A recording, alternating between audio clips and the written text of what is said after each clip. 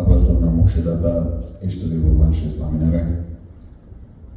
સ્વામિનારાયણ સંપ્રદાય દક્ષિણ વિભાગ અધિષ્ઠાતા દેવ વડતાલવાસી શ્રી લક્ષ્મીનારાયણ દેવ હરિકૃષ્ણ મહારાજ, ઉત્તર વિભાગ અધિષ્ઠાતા દેવ શ્રી નારાયણ દેવની સ્મૃતિ સહિત આપણા એડમિન્ટનની અંદર બિરાજમાન પ્રગટ સ્વરૂપ ઘનશ્યામ મહારાજના દિવ્ય સાનિધ્યમાં આજની આ દિવ્ય સભામાં ઉપસ્થિત ધર્મકુળ આશ્રિત વાલા સર્વે સત્સંગી હરિભક્તો, સર્વ ધર્મ પ્રેમી સજ્જનો, મોક્ષભાગી જીવાત્માઓ, દરેક ભક્તજનોને અમારા હૃદયપૂર્વક જય સ્વામિનારાયણ.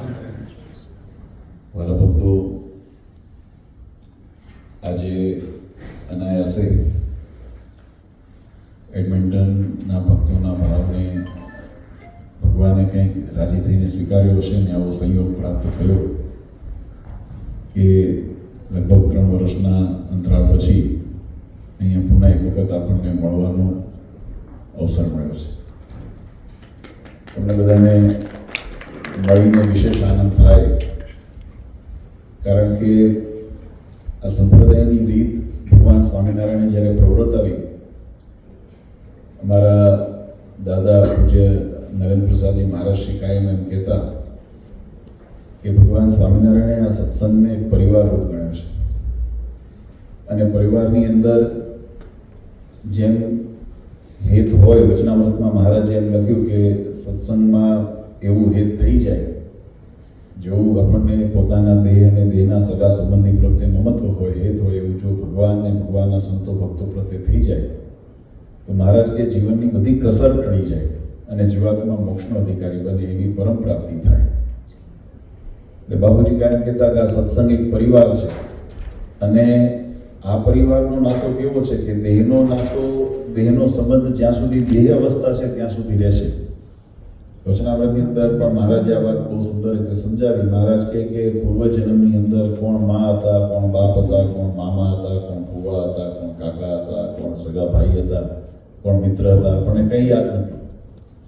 એટલે એ સંબંધની આવરદાર એ આયુષ્ય પૂરતી રહી, પણ જ્યાં અંતરાત્માનો સંબંધ થાય અને એ નાતો એ ભગવાનના માધ્યમે કરીને જ્યારે થયો હોય ત્યારે આ સંસારની અંદર પણ આપણો નાતો છે અને સંસારમાંથી જ્યારે વિદાય લેવાનો સમય આવશે ત્યારે અક્ષરધામની અંદર પણ આ નાતો આપણો જીવંત રહેશે.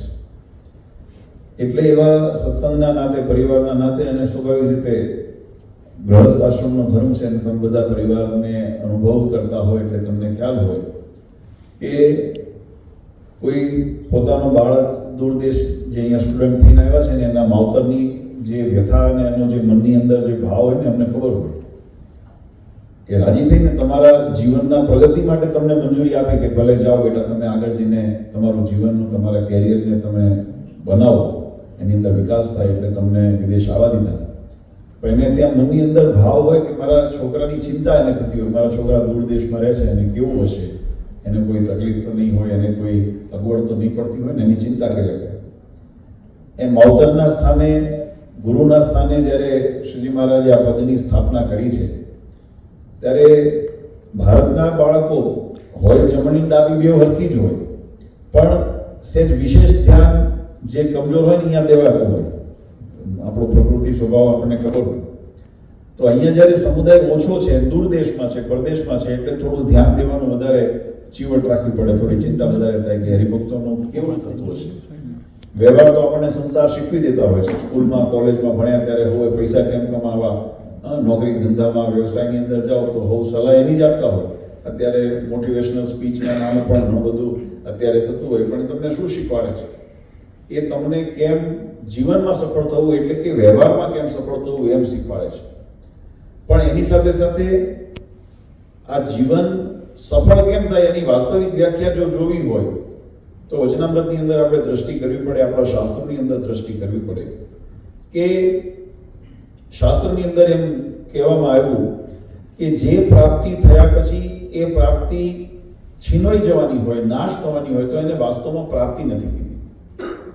હું કહું થોડું તત્વજ્ઞાનની વાત છે, આપણી આધ્યાત્મિક વાત છે અને સંપ્રદાયની પરંપરાની વાત છે, પણ એને જો સમજીએ તો એ આપણને જીવનમાં કેવી રીતે ઉપયોગી બને, એનાથી વિષયને જીવાત્મા કેમ સ્પષ્ટ રીતે જોઈ શકે, સમજી શકે ને એને અનુસરી શકે, એટલા માટે આ સમજવાની જરૂર છે.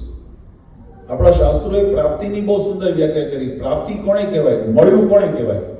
જે કાયમ તમારી પાસે રહેવાનું હોય એ તમને મળ્યું કહેવાય. જો મળીને છીનવાઈ જવાનું હોય તો એને મળ્યું નથી કહેવાતું. અને એટલા માટે આ સંસારના જે પણ વિષય સુખ છે, આ દેહથી લઈ અને દેહના વિષય સુખને જે છે એને શાસ્ત્રોએ વાસ્તવમાં પ્રાપ્તિ નથી કીધી, કારણ કે એક દિવસ આનો વિયોગ છે. આપણા કવિઓએ કીધું છે કે સ્વર્ગથી સુહામણું મનુષ્યને આ મૃત્યુલોક, પણ ત્રણ અવસ્થા એ અળખામણી કઈ, જરા મરણ ને વિયોગ. આ ત્રણ અવસ્થા આવે ને એટલે દુઃખી કરે. જરા એટલે વૃદ્ધાવસ્થા. તમે જુઓ હૃષ્ટપુષ્ટ શરીર હોય ત્યાં સુધી આપણને એની તાજગી, એનો જે અહેસાસ, એનું જે ગુમાન એ આપણને રહેતું હોય, પણ જેમ જેમ વૃદ્ધાવસ્થા આવતી જાય, હાથ પગ ચાલતા બંધ થઈ જાય, કાને સંભળાતું બંધ થઈ જાય, આંખે દેખાતું બંધ થઈ જાય, એટલે એ જ શરીર જેનું આપણે જતન કર્યું છે એ આપણને બોજરૂપ લાગવા માંડે છે. એવું અનુભવ વડીલોને જેને જોયા હોય, સેવા કરી હોય એને ખ્યાલ હોય. ઘણી વખતે એવા હરિભક્તોને ત્યાં પધરામણી જતા હોય અથવા તો કોઈને માંદા હોય ખબર કાઢવા જતા હોય એટલે એમ વાત કરતા હોય, ભગવાનને પ્રાર્થના કરો હવે છુટકારો આપે, કહેતા હોય છે. જે શરીરને માટે આપણે આખી જિંદગી પોષવા માટે મહેનત કરી એ શરીરને આપણને બોજરૂપ લાગ્યું. કેમ? જો એમાં સુખ હતું તો, જો એમાં સુખ હતું, દેહમાં જો સુખ હતું તો એને પછી છોડવાનું મન ન થાય ને. પણ એક અવસ્થા એવી આવે છે કે જ્યારે જીવાત્મા એને બોજરૂપ ગણે. કેમ? કારણ કે એની અંદર એ હતું નહીં, આપણે માની લીધું તો એની અંદર શું છે. એટલે આ એક ફિલોસોફીની વાત છે, પણ આપણે મૂળ વાત ઉપર આવીએ કે ભગવાન સ્વામિનારાયણે વચનામૃતની અંદર એમ કીધું કે જીવાત્માને સંસારની અંદર દેહ મળે છે તો દેહને સાર્થક કેમ કરવું? તો કે દેહનો સદુપયોગ કરીએ અને સદુપયોગ દ્વારા જે પણ આપણને સંસાધનો મળ્યા છે, બુદ્ધિ મળી છે, શક્તિ મળી છે, ઇન્દ્રિયો મળી છે, અંતઃકરણ વગેરે આપણને જે મળ્યું છે એનો સદુપયોગ કરીએ અને એ સદુપયોગ દ્વારા અવિનાશી એવા સુખની પ્રાપ્તિ થાય એનું સાધન કરી લઈએ. નાશવંત સુખની પ્રાપ્તિ તો થશે સહેજે સહેજે, અને કરવી જોઈએ. મનુષ્ય દેહમાં છે તો ભરણ પોષણ કરવું પડે, પરિવારની જવાબદારી હોય તો નિભાવવી પડે, એટલે એનો કોઈ નિષેધ શાસ્ત્ર નથી કર્યો. પણ એની સાથે સાથે માત્ર નાશવંતમાં ન ભરાઈ રહીએ, નાશવંતની સાથે સાથે અવિનાશી એવું સુખ એની પ્રાપ્તિ જો જીવાત્મા કરતો હોય એના માટેનું સાધન કરી લે તો આપણો મનુષ્ય જન્મ સફળ થયો કહેવાય, મનુષ્ય જન્મ સાર્થક થયો કહેવાય. અને એ અવિનાશિક સુખ એવું કયું છે તો આ સંસારની અંદર, સૃષ્ટિની અંદર, બ્રહ્માંડની અંદર જો એવું કોઈ સુખ હોય ને તો એ ભગવાનની પ્રાપ્તિ છે. જીવાત્માને ભગવાનના સ્વરૂપની અંદર એવું પ્રતીતિ થઈ જાય, એવું હેત થઈ જાય, એવો અહોભાવ થઈ જાય, એવું જીવાત્માને ભગવાનના સ્વરૂપની અંદર આત્મીયતા બંધાઈ જાય તો એ સુખ કેવું છે કે અહીંયા પણ આપણને અંતરથી ઉર્જા અને બળ પ્રેરે છે. મનુષ્ય જીવન જ્યાં સુધી જીવીએ ત્યાં સુધી પણ અંતર્મનની અંદર શુદ્ધિ અને પવિત્રતા રાખે છે, ભગવાનનું બળ રહે છે. અને જ્યારે સંસારમાંથી વિદાય લેવાની થાય ત્યારે પણ એ ભગવાનના ધામની અંદર જીવાત્મા થાય છે. અને એ પ્રાપ્તિ કરાવવા માટે ભગવાન સ્વામિનારાયણે આ ધરા ઉપર, આમ તો આપણી મોક્ષની પરંપરા વાળા ભક્તો આ ઘણી વખત અજ્ઞાનતાથી ઘણી અધૂરી વાતો બહાર આવતી હોય અને એટલે પછી લોકોની અંદર કન્ફ્યુઝન ઊભા થતા હોય ને એની અંદર દુવિધા ઊભી થતી હોય. આપણી મોક્ષની પરંપરા એ અનાદિકાળથી છે. આ જીવની સ્થિતિ કેવી શાસ્ત્રો બતાવી, જીવ અનાદિકાળનો છે. હમણાં કંઈ 200-500 વર્ષથી જીવ આવ્યો છે એવું નથી. આ જીવ આપણે ત્યાં શાસ્ત્રોની અંદર ભારતીય સંસ્કૃતિના આપણું જે આપણા ભૂગોળ ખગોળના શાસ્ત્ર તમે જુઓ ને તો એની અંદર એનો સમયની પરિભાષા બતાવી છે. એની અંદર પલથી લઈને અણુથી લઈને જેમ વિરાટ સુધીના સ્વરૂપોના વર્ણન આવ્યા ને એમ સમયની પણ એવી રીતે કેલ્ક્યુલેશન બતાવવામાં આવ્યું છે. એની અંદર મોટા મોટા આપણે વિચારીએ તો 4 યુગ બતાવ્યા, સતયુગ, દ્વાપર, ત્રેતા અને કળિયુગ. આ 4 યુગની અંદર એમાં દરેકની આવડતા બતાવી છે. કળિયુગની આયુષ્ય કેટલી છે તો કે 4.5 લાખ વર્ષ છે, એનાથી ડબલ ત્રેતા યુગ છે, એનાથી દ્વાપર, એનાથી 4 ગણો સતયુગ છે. એટલે એવી એની આયુષ્ય બતાવેલી છે. આ 4 જે ચોકડી 4 જે આપણા યુગ છે એ 4 યુગનું એક મહાયુગ થાય અને એવા અનંત મહાયુગ, આવા અનંત ચોકડીથી જીવાત્મા ભટકે છે. અનંત ચોકડી એટલે કેટલા વર્ષો ત્યાં? 4 લાખ વર્ષ તો આપણા ખાલી કળિયુગના બતાવ્યા. આની અંદર પણ અનેક વખત હવે એમાં જીવાત્માની આયુષ્ય કેટલી તો કે જેવા શરીરને પામ્યો હોય એટલા શરીરની આવડતા આયુષ્ય છે. મનુષ્યની આવડતાનો એક આંક લખ્યો અંદાજે કે ભાઈ મનુષ્ય લગભગ કેટલા વર્ષ જીવે. સતયુગ આદિની અંદર 10,000 વર્ષની આયુષ્ય હતી, એમાંથી ઘટતા કળિયુગની અંદર 100 વર્ષે આવી. અને ભાગવતજી એમ કે કળિયુગના અંતિમ ચરણમાં જ્યારે આવીશું ત્યાં 10 વર્ષની જ આયુષ્ય હશે. આપણે આયુષ્ય કેટલી હશે? એમાં બાળક જન્મશે કરવું, મોટું થઈ જશે, વ્યવહારે લગ્ન વગેરે થઈ જશે અને વૃદ્ધે થઈ જશે, મરી જશે. હવે આવા અનિશ્ચિત જીવનની અંદર અને આવા અંધાર્યા જીવનની અંદર જીવાત્માને શું કરવાનું છે? તો કે કલ્યાણનું સાધન ભેગું કરવાનું છે.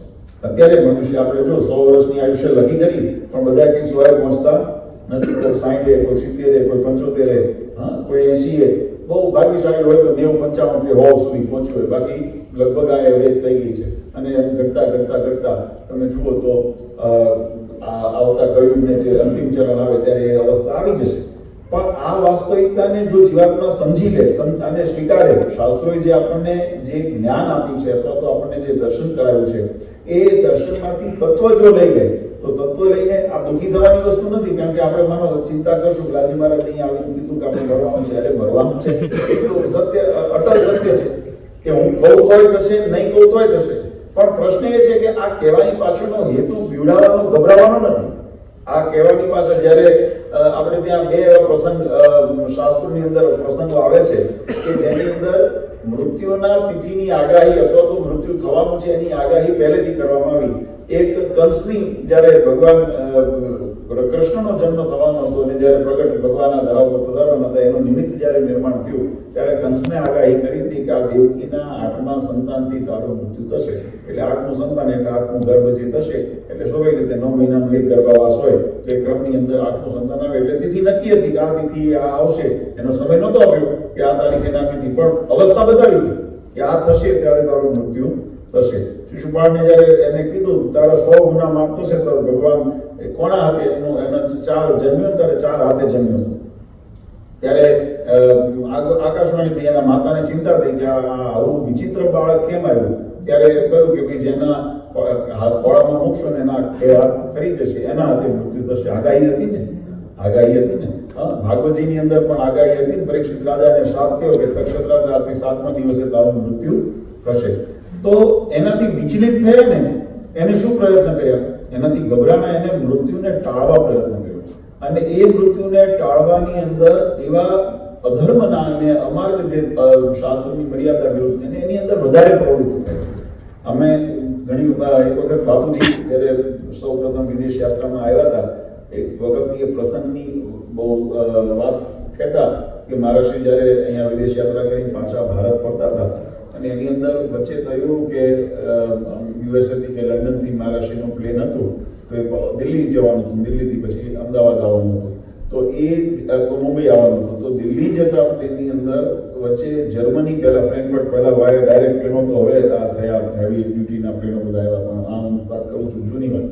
તો બાપુજી એ પ્રસંગ કહેતા હતા કે અમે ત્યાંથી ઉપડ્યા અને કહ્યું કે અમે પ્લેન ટેક ઓફ થયું, અમે બધા શટર તમે બધા યાત્રા કરી છે એટલે તમને ખબર હોય કે પ્લેન જ્યારે ઉપર જતું રહે પછી બારી બંધ કરી દે બધા અંદર, પછી જે પોતાની રીતે ખાવા પીવાનું ને જે પણ સર્વ કરતા હોય બધું કરતા હોય એની અંદર બધા સુતા હતા. અને જ્યાં ઉઠ્યા ત્યારે જે સૂર્ય આમ હતો ને તો આમ થઈ ગયું. એટલે બધા વિચારમાં પડે ભાઈ આપણે જતા હતા આ દિશામાં, સૂર્ય આમ હતો આમ કેમ થયો?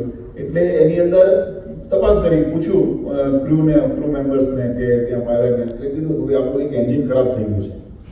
આ સત્ય ઘટના આપણે મહારાષ્ટ્ર કે અમે બધા પ્લેનમાં હતા એટલે એને કીધું કે એક એન્જિન ખરાબ થઈ ગયું છે એક સાઈડનું, અને આપણી પાસે હવે પાવર બે એન્જિનનો કે 3 એન્જિનનો જે છે એટલે લાંબી યાત્રા ન થાય એટલે આપણે પાછા જઈએ છીએ. વી આર ટેકિંગ બેક, આપણે પાછા જ્યાંથી ટેક ઓફ કર્યું ત્યાં પાછા જઈએ છીએ. બનવા જો ત્યાં સુધી બધાને હિંમત હતી કારણ કે 3 એન્જિન ચાલુ હતા, પણ પાછા વળતા થોડે ગયા ને એટલે પેલું એક સાઈડનું એક એન્જિન બંધ હતું, બીજું એન્જિન જે હતું એના પર ઓવરલોડ થયું એટલે એ પણ ઝાટકા મારવા માંડ્યું. એટલે પ્લેનની અંદર પેલા બગ થાય બધા, એટલે બધાને પછી ચિંતા થવા માંડી કે હવે પ્લેન બંધ થયું.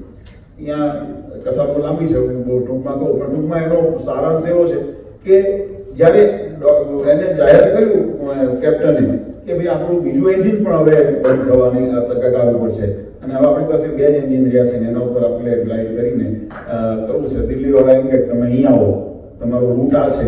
એટલે જર્મની ઉપર ફ્રેન્કફર્ટ ઉપરથી જતું હતું તો જર્મની એને કોન્ટેક્ટ કર્યું કે મારાથી લંડન પાછું જવાશે નહીં અને મારે દિલ્હી સુધી પહોંચાશે નહીં, તો શું કરવું કે નજીકમાં જે એરપોર્ટ છે ત્યાં લેન્ડ કરીએ ઇમરજન્સીની અંદર.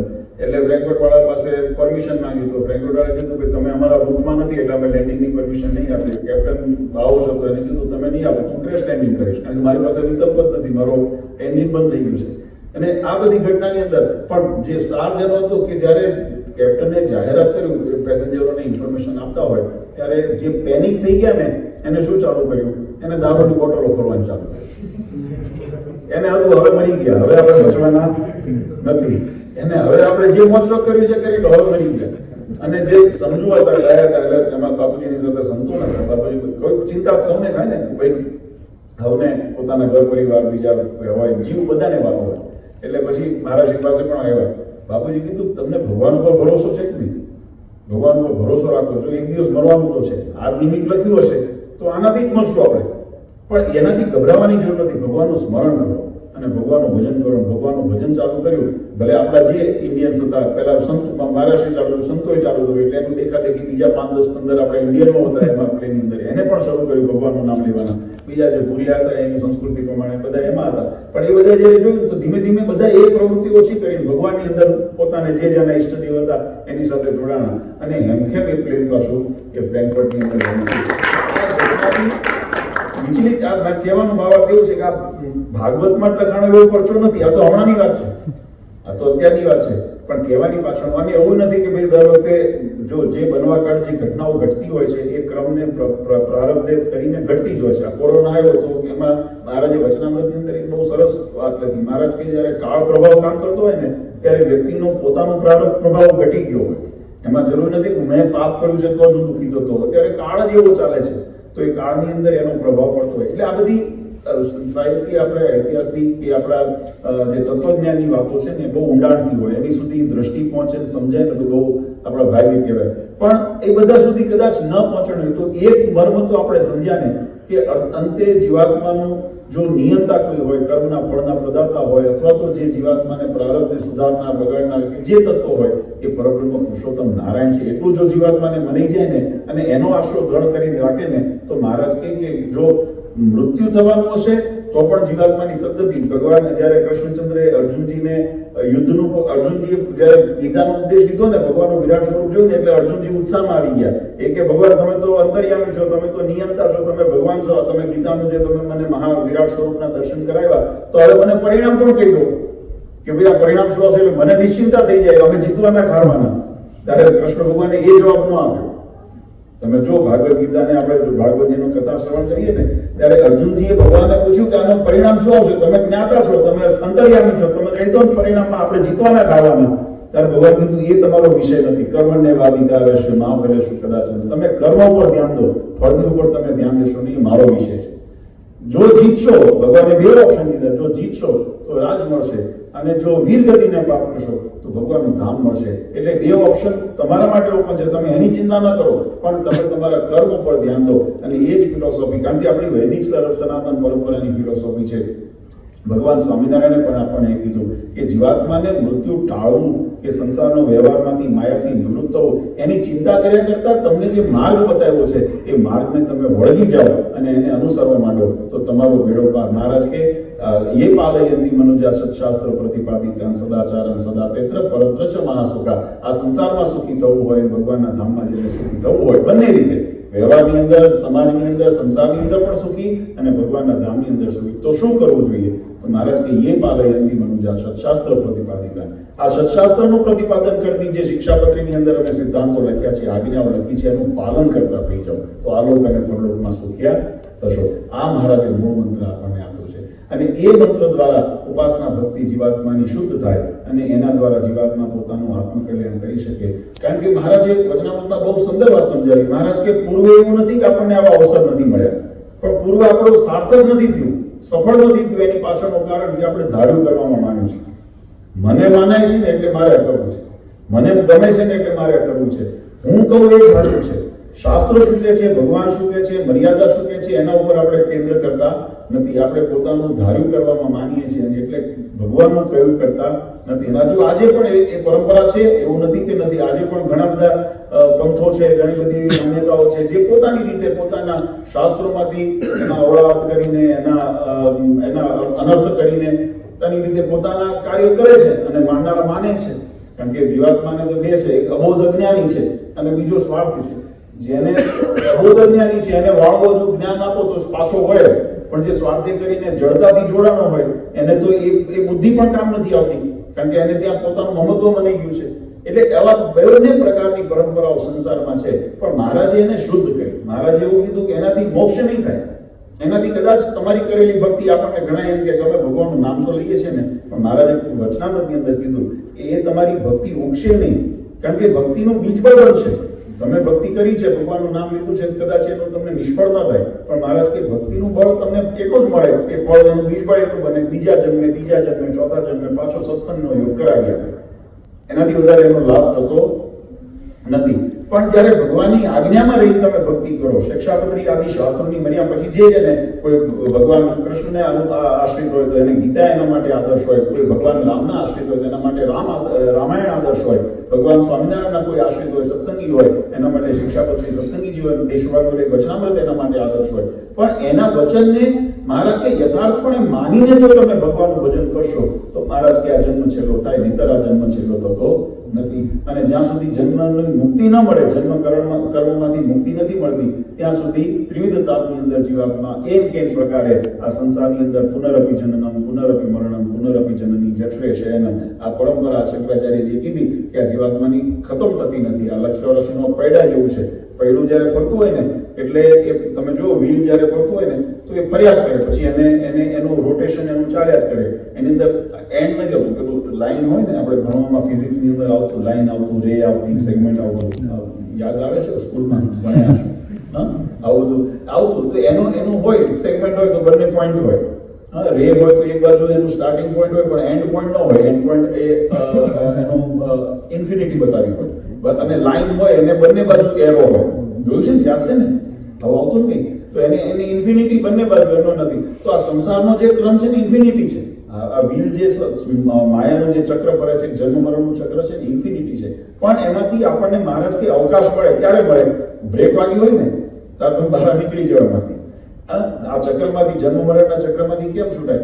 મહારાજ કહે કે આવું જ્યારે મનુષ્ય આખી દેહ આપણને મળ્યો છે, આપણને તક મળી છે. વીજળીના ઝબકારો થાય અને સજાગ જે થઈને બેઠો હોય તેમાં દોરો પૂરવી લે સ્વાયની અંદર. પહેલા, હવે તો બધી સુવિધાઓ ઘણી થઈ ગઈ, પહેલા તો એવું લાઇટ બાઇટ હતું નહીં, એટલે અંધારામાં દોરો પૂરવવો અઘરો પડે. વીજળીનો ઝબડો, આપણા કીર્તનોમાં સંતોએ ગાયું કે વીજળીના ઝબકે શું કહેવાય, દોરો પૂરવી દે. તો એને એવી સજાગતા રાખવી. એમ મનુષ્ય જન્મ આપણને મળ્યો છે. મહારાજ કે આ સાવધાનથીને આ મનુષ્ય જન્મને સાર્થક કરી દેજો. ફરી આવો અવસર નહીં મળે, મળશે, નહીં મળે એવું નથી, પણ તરત નહીં મળે. આ લક્ષવારસીની અંદર અનેક જન્મ સંસિદ્ધ તોય આદિ પરમગતિ, અનેક જન્મની અંદર ભટક્યા પછી જ્યારે ભગવાનની કૃપા થાય ત્યારે આવી પરમગતિની પ્રાપ્તિ થાય, ત્યારે આવા દેહની પ્રાપ્તિ થાય, ત્યારે આવો સત્સંગ ઓળખે છે. એટલે આ મનુષ્ય જન્મને સાર્થક કરવાની રીત છે. જો કે બધા ભક્તોને મને વિશેષ આનંદ એટલા માટે થાય કે આપણી ભારતની ભૂમિની અંદર સહજ રીતે ધર્મ, જ્ઞાન, ભક્તિ, વૈરાગ્ય એની માટીની અંદર ભળેલું છે. અને એટલા માટે ભગવાનના અનંત અવતારો ત્યાં થયા. અનંત આચાર્યો, ઋષિમુનિઓ, સંતો એ ધરા ઉપર જન્મ્યા, અનંત ભક્તો એ ધરા ઉપર જન્મ્યા. એટલે એના વાતાવરણની અંદર થોડું પોષણ એનું બધું સહેજે મળે, કારણ કે પ્રકૃતિની અંદર એ રહેલું છે. પણ આવી વિદેશની ધરતી ઉપર, પાશ્ચાત્ય સંસ્કૃતિની અંદર અને માયાની જેને નગરી કહેવાય એવા આવા વિદેશની અંદર રહીને આપણે સત્સંગને જાળવીએ ને, એ બહુ મોટી વાત છે. મેં સવારે પણ, ગઈકાલે પણ અમે ત્યાં કેલગરીની અંદર સભામાં કીધું હતું કે આપણે જો આમાં હતાશા ઘણી વખત મનમાં પૂછાય કે અમારો સમુદાય નાનો છે, અમે ઓછા હરિભક્તો છીએ, અથવા તો અમારી પાસે એવી સમૃદ્ધિ નથી, અમારી પાસે એવી સ્થિતિ નથી, એવા સાધનો નથી કે અમને સત્સંગ નભે, અમે જેમ સત્સંગના નિયમન પાલન કરી શકીએ, અમે એટલે ધર્મ મર્યાદા પાલન કરીએ, એટલું ભગવાનનું ભજન કરીએ. અહીંયા મોટા ભાગે સેટરડે સન્ડે કે રજા હોય ત્યારે છોકરાઓને કે હરિભક્તોને ટાઈમ મળતો હોય. ભગવાને તો રોજ આજ્ઞા કરી છે ને શિક્ષાપત્રીમાં, સાયંકાળે રોજ મંદિર જવું. હવે આપણને આજ્ઞા કરી છે, મનનો ભાવે છે, પણ નથી થઈ શકતું, એવી આપણી પરિસ્થિતિ એવી છે. પણ એટલે એનો અર્થ એ નથી કે એને જસ્ટિફાય કરતું હોય, પણ પરિસ્થિતિને સમજી શકાય એમ છે. જો નજીક રહેતા હોય, પાડોશમાં રહેતા હોય, ન જતા હોઈએ તો આપણી આળસ કહેવાય. પણ તમારી પરિસ્થિતિ 2 કલાક, 1.5 કલાક દૂર રહેતા હોય, સમયની અનુકૂળતાના બધાને સમય કરતા, પણ એની અંદર મહારાજ કીધું તો આપણને મનમાં એમ થાય કે ભગવાનની આજ્ઞા નહીં પાડે તો આપણું કલ્યાણ નહીં થાય. તો મહારાજે ત્યાં 2 વાત કરી. મહારાજે વચનામૃતની અંદર એમ કીધું કે જેને સાનુકૂળતા, જે સક્ષમ હોય ને, જેને સુવિધા પ્રાપ્ત હોય ને એ તો કરે, એ તો સહજ છે. પણ જેને નથી, એટલે મહારાજે યુદ્ધના દ્રષ્ટાંત આપીને કીધું કે કોઈ યોદ્ધા હોય અને એની સામે કોઈ વાણીઓ કે ગરીબ આવ્યા હોય ને એની સામે જીતે તો એ તો જીત્યો જ કહેવાય ને.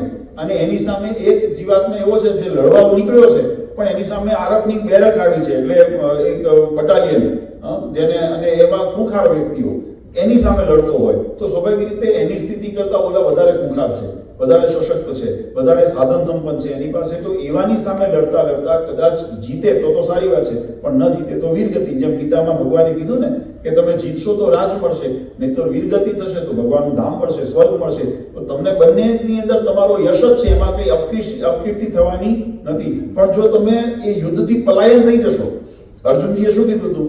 મારે લડવું નથી. તો મહારાજ કે એ તો કાયરતા કહેવાય, એ તો કાયરતા કહેવાય. તમે જો કાયર થઈને જશો તો એ અપયશનું કારણ બનશે, અને ઓલામાં જીતશો તો રાજ મળશે, તો યશ મળશે, અને કદાચ વીરગતિને પ્રાપ્ત થશો તો પણ યશ જ મળશે, કીર્તિ જ મળશે. એમ ભગવાને પણ વચનામૃતની અંદર આ વાત સમજાવી. મહારાજ કે કોઈ દુર્બળ હોય અને પોતાની સામે આવી આરબની બેરક જેવી એટલે ખૂંખાર વ્યક્તિઓની સેના હોય એની સામે યુદ્ધ લડતો હોય અને કદાચ જો હારી પણ જાય, પણ જો એનો પ્રયત્ન પ્રમાણિક હોય, નિષ્ઠાથી એને જો પ્રયત્ન કર્યો હોય, તો મહારાજ કે એની સંભાળ એનો ધણી લે. એના ધણીને ખબર હોય કે આ ઓલા દુબળાની સામે લડી જીત્યો છે અને આ સશક્તની સામે લડ્યો તો છે નિષ્ઠાથી, તો મહારાજ કે એની લાજ એ રાખે, એને અવગતિ ન થવા દે, એનું કલ્યાણ ન બગડવા દે. મહારાજ કે એનું કલ્યાણ અમે કરીએ.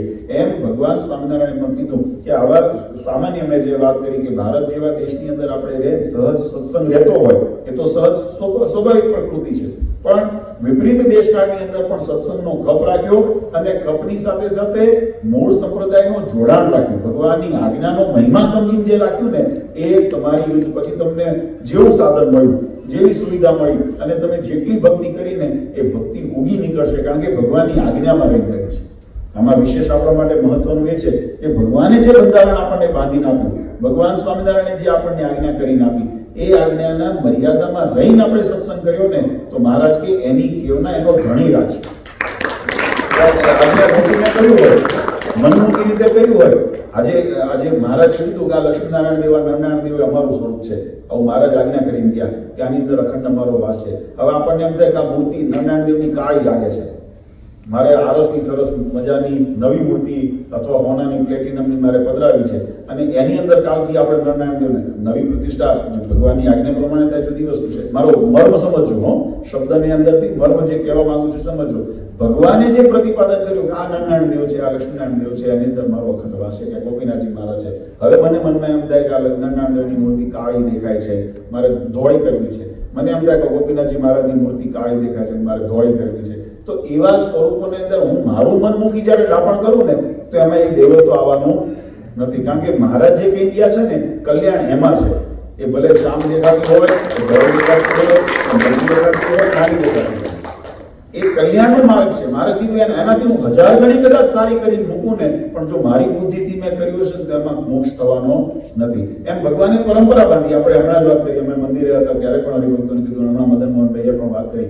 ભગવાને કલ્યાણના માટે મહારાજે આપણી ઉપાસના ભક્તિનો માર્ગ સુધરે એટલે ત્રણેય વસ્તુને મહારાજે સમન્વય કર્યો. મંદિરો નિર્માણ કરાવ્યા, પોતાના સ્વરૂપો પધરાવ્યા, સત્શાસ્ત્રો રચાવ્યા, આચાર્ય પદની સ્થાપના કરી અને સંતો ભક્તોને આશ્રિતોને આજ્ઞા કરી કે એ પાલયંતી મનુજા સત્શાસ્ત્ર પ્રતિપાદિતા, આનું પાલન કરજો. આ સત્શાસ્ત્રમાં લખ્યું છે. સત્સંગી જીવનની અંદર લખ્યું એતદ્યો એતદ્વંશાનામ કરિષ્યંતિ આશ્રય. આ જે અમે નિમેલા એવા જે આચાર્યો છે, અયોધ્યા પ્રસાદજી મહારાજ અને રઘુવીરજી મહારાજ, અને એમના વંશમાં જે આચાર્ય થાય, એમને પરંપરામાં જે આચાર્ય થાય, જે નિયમથી આચાર્ય થાય, એનો જે આશ્રય કરશે એને ભગવાન કે અમારા ધામની અંદર અમે લઈ જશું. કોઈ મનમુખી રીતે કે આને આપણે માની લઈએ ને આને આપણે કરીએ તો એ કલ્યાણનો માર્ગ નથી. એની અંદર મેં કીધું ને, ડાપણ કહેવાય, દોઢ ડાપણ આજની ભાષાની અંદર, એ વધારે પડતું ડાપણ. એમાં મોક્ષ થાય નહીં, કારણ કે ભગવાનની બાંધેલી મર્યાદાની ઉપર પગ મૂકીને જે કામ થતું હોય એમાં સુખ નથી. એટલા માટે મેં કીધું કે આપણે ગૌરવવંતા છીએ. આમાં સમુદાય કેટલો છે મહત્વનો નથી, પણ તમે જે વિશ્વાસ અને શ્રદ્ધા અને સમજણ સાથે ભગવાનનો મહિમા, મહારાજે લખ્યું વચનામૃતની અંદર આવ્યું કે સત્સંગમાં મોટો કોણ? તો ઘણા કીધું સંતોએ કે મારા ધર્મ પાળે મોટો, કોઈએ કીધું ભક્તિ કરે મોટો, કોઈ કે વૈરાગવાન મોટો. મહારાજ કે ધર્મ તો વિમુખ હોય પાળે છે, તો શું એને મોટો કહીશું? તો મહારાજ કે એનો મોટો નથી કીધું, જેની સમજણ મોટી ને એ મોટો. સમજણ કઈ મોટી? સમજણ કઈ મોટી? કે ભગવાનના વચનમાં વિશ્વાસ રાખ્યો છે એ મોટી સમજણ છે. ભગવાનના વચનની અંદર પોતાનું ડાપણ ઉમેર્યું તો એ સમજણ નથી. ભગવાનના વચનને યથાર્થ રીતે સમજ્યા ને એને સમજણ છે. મહારાજ કે એનું જે પાલન કરે છે ને આચરણ કરે છે ને એ મોટો છે. માટે આપણે બધા ભાગ્યશાળી છીએ કે આપણે આવા દૂર દેશની અંદર પણ આપણને તો આવો શુદ્ધ સત્સંગ મળ્યો છે. એ સત્સંગની અંદર આપણને પ્રતીતિ રહી છે, અને એ પ્રતીતિની સાથે સાથે આપણે એ સત્સંગને અનુસરીએ છીએ. એની અંદર વિશ્વાસ તો છે, પણ એની સાથે આપણે અનુસરીએ છીએ. નહીંતર કેવું છે, ઘણી વખત મન હતાશ થઈ જાય, હું એકલો છું, હું ક્યાં પહોંચી વળું, આ બધું મનના દોડે. મારે વચનામૃતમાં લખ્યું, સવારે વચના વાત કરતા હતા, મહારાજ કીધું કે જે દિવસ નબળો એક દિવસ સભા કરીને બેઠા હતા, મહારાજ કીધું સત્સંગમાંથી કુસંગ દૂર કરવો છે. હવે તમે વિચારજો, બ્રહ્માનંદ સ્વામી, મુક્તાનંદ સ્વામી, ગોપાળાનંદ સ્વામી જેવા સમર્થ સંતો, અક્ષરધામના મુક્તો, દાદા ખાચર, પર્વતભાઈ, જીણાભાઈ જેવા સમર્થ ભક્તો, હવે એવાની હાજરીની અંદર મહારાજ કે સભામાંથી મારે આ સત્સંગમાંથી કુસંગને દૂર કરવો છે. હવે અહીંયા આગળ શું કુસંગ હશે? કોના જીવનની અંદર કુસંગ હતો? પણ છતાંય મહારાજે કીધું કુસંગ દૂર કરવો છે. એટલે સંતો ભક્તોએ કીધું, મહારાજ કેવો કુસંગ? ભાઈ મહારાજે એનો ઉત્તર કર્યો. મહારાજ કે મનની અંદર નબળો વિચાર આવે ને મોટો કુસંગ છે. હું કરી શકીશ, મારાથી થશે, દેશકાળની જેમ ચાલવું જોઈએ, આપણે એકલા પડી જશું, આપણે આ બધો કુસંગ છે. મહારાજ કે એવા કુસંગથી છેટા રહેજો. આવા કુસંગથી 4 પ્રકારના કુસંગ તો બતાવ્યા, પણ મહારાજ કીધું આવો નબળો વિચાર આવે ને એ પણ એક કુસંગ છે. આપણે એમ વિચારીએ કે હવે આ બધાએ આમ કર્યું છે તો આપણે પણ એની અંદર ભળી જઈએ, તો એ કુસંગ છે. આપણે બધાએ જેને જે કદાચ પોતાની રીતે કરતા હોય, મારે શું કરવું છે તો મારા નિયંત્રણમાં હોવું જોઈએ, અને મારે એ કરવું છે કે મારે ભગવાનની આજ્ઞામાં રહેવું છે, મારે ભગવાનની એવું જે બળ રાખીને કદાચ જ્યારે તમે જુઓ ધ્રુવ પ્રહલાદની કથાઓ આપણે ભાગવતાદી શાસ્ત્રોની અંદર, પુરાણોની અંદર આવે છે, ત્યારે એવું કહેવાય કે આખા રાજની અંદર એક જ ભગવાનના ભક્ત હતા. પ્રહલાદજી આખા રાજની અંદર એના હગા બાપ એની વિરુદ્ધમાં હતા, એનો આખું રાજ્ય બધા અસુરોનું રાજ્ય હતું, વિભીષણ હતા, આખી લંકાની અંદર એક ભગવાનના ભક્ત હતા. આખો સમાજ નહોતો ભક્ત, પણ છતાં એની નિષ્ઠા હતી. બરાબર? તો ભગવાન એને કીધું, તુમરો મંત્ર વિભીષણ માના લંકેશ્વર પે જાના. હા, ભગવાને એનો પક્ષ લીધો અને એને એનો રક્ષણ કરી એનું. એમ આપણું રક્ષણ પણ ભગવાન કરે, કાળ, કર્મ, માયા ઇત્યાદિથી. પણ ક્યારે કરે? આપણે એના વચનની અંદર વિશ્વાસ રાખીને એનું અનુસરીએ. ત્યારે આ જે સંપ્રદાયની પરંપરા છે, આપણી વૈદિક પરંપરા છે. યુગે યુગે જ્યારે જ્યારે જેવા જરૂર પડી, ભગવાન મત્સ્ય કચ્છ બરા નરસિંહ આદિ અવતાર ધારણ કરીને પધાર્યા, ભગવાન રામકૃષ્ણ આદિ અવતાર ધારણ કરીને પધાર્યા, અને કળિયુગની અંદર ભગવાન સ્વામિનારાયણે અનંત જીવાત્માના કલ્યાણને અર્થે આ ધરા ઉપર મનુષ્ય તનનું ધારણ કરી અને મહારાજે મોક્ષનો ધરીમાર્ગ સ્થાપિત કર્યો છે. આપણે ભાગ્યશાળી છે કે આપણને અહીંયાનો આશ્રય મળ્યો છે. અને અહીંના ખાસ કરીને બધા યુવાનોને કહું છું, હરિભક્તોને કહું છું, જે અહીંયા વિદેશ સ્ટુડન્ટ વિઝા ઉપર આવ્યા છો કે કોઈ નોકરીના કામે આવ્યા છો, આપણે પોતાના વ્યવહારિક ફ્યુચરને સુધારવા માટે આવ્યા છીએ, પણ એટલું જરા સાવધાની રાખજો કે આ વ્યવહારિક પ્રગતિના માર્ગની અંદર એમાં વિક્ષેપ ન કરશો. મહેનત કરો, ભગવાન તમને ખૂબ પ્રગતિ કરે. મારા અંદરની ભાવના એવી છે કે ભગવાન નોતર રાજી થાય ને છોકરાઓ સુખ્યા થાય, એમ અમે અંતરની અમારી ભાવના છે તમે ખૂબ એની અંદર પ્રગતિ કરો, ખૂબ સુખ્યા થાવ. પણ સાથે સાથે એટલી સાવધાન કરીએ કે વ્યવહારિક પ્રગતિના માર્ગની અંદર એટલા બધા ન ભૂલાઈ જશો કે જેથી પોતાનું કલ્યાણની પ્રગતિ, મોક્ષની પ્રગતિની અંદર આપણે ભૂલ પડી જાય. એટલે મહારાજે આપણા સંતોએ કીધું ને કે લાખ કામ લગાડીને મોક્ષ સુધાર્યો તો લાખે સુધર્યા, અને લાખ કામ સુધાર્યો મોક્ષ બગડ્યો તો બધું વ્યર્થ છે. એમ આપણે વ્યર્થ ન જતું રહે એટલી સાવધાની રાખી ભગવાનનું ભજન કરજો. અહીંયા આપણે એડમિન્ટનની આંગણે આપણને ભગવાનનું મંદિર અહીંયા પ્રાપ્ત છે. ઘનશ્યામ મહારાજ પ્રગટ બિરાજે છે. મંદિરે જજો, જ્યારે શનિ રવિ સભા આયોજન વગેરે થતા હોય ત્યારે એનો લાભ લેજો. સત્સંગની અંદર જેમ હમણાં હરિભક્તોએ પણ વાત કરી, આપણી એકતા, આપણો સંપ આપણે બધાએ ભલે વ્યવહારિક રીતે મહારાજે વ્યવસ્થાના ભાગરૂપે અમદાવાદને વડતાલને ગાદીની મહારાજે વ્યવસ્થા સ્થાપિત કરી છે, પણ સંપ્રદાય એક છે અને ભગવાન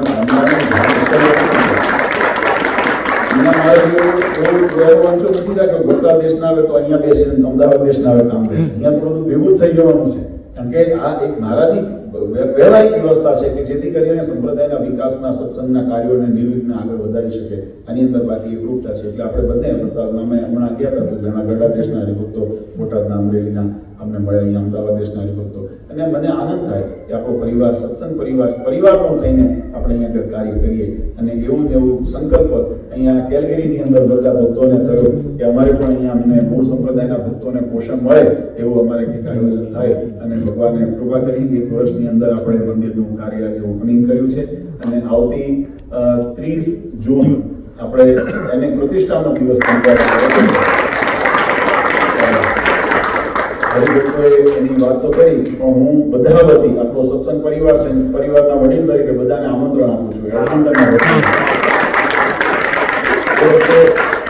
પત્રિકા વગેરે આવશે, પણ અત્યારથી તમારી ડેટ એ રીતે રિઝર્વ કરશો. 5 દિવસનો મોટો ઉત્સવ થશે, કથા વાર્તા, આયોજન, યજ્ઞ વગેરે કરી અને ત્યાં ભગવાનની સુંદર મૂર્તિઓનું સ્થાપન કરી ત્યાં આપણે પ્રતિષ્ઠા કરી મૂર્તિનું, મંદિરનું કાર્ય આગળ વધારશું. ત્યારે એમાં બધા ભક્તો ખૂબ પધારજો. આજે મને એવું જાણવા મળ્યું અહીંયા શાકોત્સવ રાખેલો છે. અહીંયા આપણો આમ તો ધનુર્માસ છે ને ઇન્ડિયાની અંદર તો ગામે ગામ શાકોત્સવ થતા હોય છે, પણ અહીંયા વિદેશની ધરતી ઉપર પણ ચાલો એ સ્મૃતિ કરો, પછી અહીંયા આગળ જે વ્યવસ્થા હોય, કારણ કે ઘણી જગ્યાએ અત્યારે આ બધું વેધર તમારું એવું છે, બધું મળ્યું, સાધન ન મળ્યું, પણ આપણા માટે ભાવથી આપણે પ્રસંગને યાદ કર્યો ને, તો એ ભગવાનને પ્રાર્થના કે આવા ઉત્સવો, આવા સત્સંગ અને એની અંદર ખૂબ ભગવાન તમને બધાને બળ બુદ્ધિ શક્તિ આપે અને એનો ખૂબ વિકાસ થાય એવી વડતાલવાસી લક્ષ્મીનારાયણ દેવ, હરિકૃષ્ણ મહારાજ, અમદાવાદ નારાયણ દેવ, આપણા અહીંયા મંદિરમાં બિરાજમાન ઘનશ્યામ મહારાજના ચરણારીમાં પ્રાર્થના કરીએ છીએ. અને ખૂબ આનંદ થયો. ટૂંકી યાત્રા છે, એમ હમણાં વાત કરી, પછી રાત્રે પાછું ટોરન્ટો પાછું જવાનું છે, 2 દિવસ ત્યાં કાર્યક્રમ છે, બીજા કાર્યક્રમો છે. અને તમને બધાને ધન્યવાદ દેવા પડે કે આવા વેધરની અંદર એ વખતે અમે આવ્યા ત્યારે પણ અહીં કેલગરી સુધી આવ્યા હતા ત્યારે એડમિન્ટનને યાદ કર્યું હતું, અહીંયા આવવાનું નહોતું પણ એડમિન્ટનને યાદ અમે અવશ્ય કર્યું હતું કે અહીંયા પહેલી વખતે આવ્યા હતા 2018-19ની અંદર, ત્યારે પહેલાં અહીંયા એડમિન્ટન આવ્યા હતા, અહીંથી કેલગરી હતા, એટલે મને એમ થયું તમારું પાડોશ છે એટલે આવવું જોઈએ, પણ સમયની થોડી કટોકટી હતી એટલે નહોતા આવી શક્યા. પણ આ વખતે ભક્તોએ જ્યારે વાત કરી ત્યારે અવશ્ય મને થયું કે નાના ચોક્કસ અમારા એડમિન્ટનના ભક્તોને પણ મળીએ, એમને પણ સંતોષ થાય, એમને પણ પોષણ મળે, સત્સંગની 2 વાતો જીવનમાં ઉતરે અને દ્રઢ થાય ભગવાનનો મહિમા, તો જીવનનો ખૂબ આપણને મોટો લાભ મળે. એટલે એવા ભાવ સાથે આજે અહીંયા આવવાનું થયું છે. ખૂબ આનંદ થયો તમને બધાને મળીને. ભગવાનને અંદરથી પ્રાર્થના કરીએ કે તમારા સૌના જીવનની અંદર ભગવાન ક્ષેમ, આયુ, આરોગ્ય, ઐશ્વર્ય ખૂબ અભિવૃદ્ધિ કરાવે, નિયમ નિશ્ચય પક્ષની દ્રઢતા કરાવે અને સર્વના શુભ મનોરથ ભગવાન હરિકૃષ્ણ મહારાજ પૂર્ણ કરે એવી ભગવાન શ્રી હરિના ચરણારીમાં પ્રાર્થના કરી. આ નૂતન વર્ષ આવી રહ્યું છે 5 દિવસ પછી અંગ્રેજી કેલેન્ડર પ્રમાણે, એટલે અત્યારથી બધાને નવા વર્ષની શુભકામના આપી. આવતું વર્ષ બધા માટે ખૂબ મંગળ થાય. પરંતુ જે સનાતન હરિપ્રસાદજી મહારાજ